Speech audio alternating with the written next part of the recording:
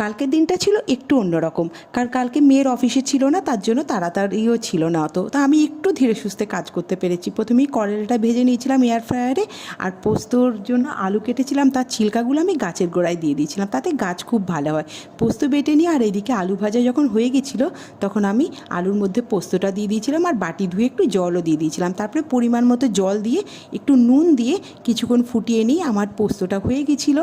আর তারপরে এদিকে করলা ভাজাও হয়ে গেছিলো, আর মেয়ে পোহা খাবে বলেছিল বলে আমি পোহার সব জোগাড় রেডি করে নিয়েছিলাম। আর তারপরে আমি স্নানে চলে গেছিলাম।